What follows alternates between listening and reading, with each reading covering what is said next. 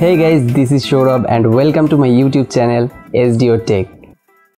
আমাদের অনেকের মনে একটা সিম্পল কোশ্চেন থাকে, এই যে আমরা আমাদের মোবাইল ফোনে ইন্টারনেট ইউজ করি, এই ইন্টারনেটগুলো আসলে যায় কোথায়? অর্থাৎ এই যে কিলোবাইট, গিগাবাইট, মেগাবাইট অর্থাৎ কেবি, জিবি, এমবি, আসলে এগুলো কোথায় যায়? ওকে, সো আজকের ভিডিওতে আমি এই ব্যাপারেই ডিসকাস করতে যাচ্ছি যে আসলে এগুলো সত্যি সত্যি কোথায় যায়। ওকে, তো লেটস গেট স্টার্টেড। আমাদের অনেকের মনে কিন্তু ভুল ধারণা থাকে, যেমন এই যে আমরা আমাদের ফোনে এমবিগুলো ইউজ করি, এগুলো আসলে অনেকে মনে করে কি যে এই এমবিগুলো আসলে আমাদের ফোন থেকে অর্থাৎ সিম প্রোভাইডার যারা আছে তাদের কাছ থেকে আসলে আমরা কিনি এবং আমাদের কাছ থেকে নাকি সে ওয়েবসাইটে চলে যায় যেগুলো আমরা ভিজিট করি, অথবা লাইক ধরুন যে আপনারা ইউটিউব দেখছেন, এই ইউটিউবের যে অফিসিয়াল ওয়েবসাইট আছে এখানে নাকি চলে যায়। আসলে এগুলো সম্পূর্ণ ভুল। ওকে, আজকে আমি আপনাদের সত্যিটা বলছি, আসলে এমবি জিবি কোথায় যায়।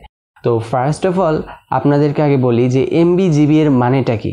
ওকে, আমরা যখন একটা ফল পরিমাপ করি তখন কিন্তু আমরা গ্রামে প্রকাশ করি অথবা কেজিতে প্রকাশ করি, আর ইন্টারনেটকে প্রকাশ করতে গেলে আসলে এই কিলোবাইট, গিগাবাইট এগুলোর প্রয়োজন হয়।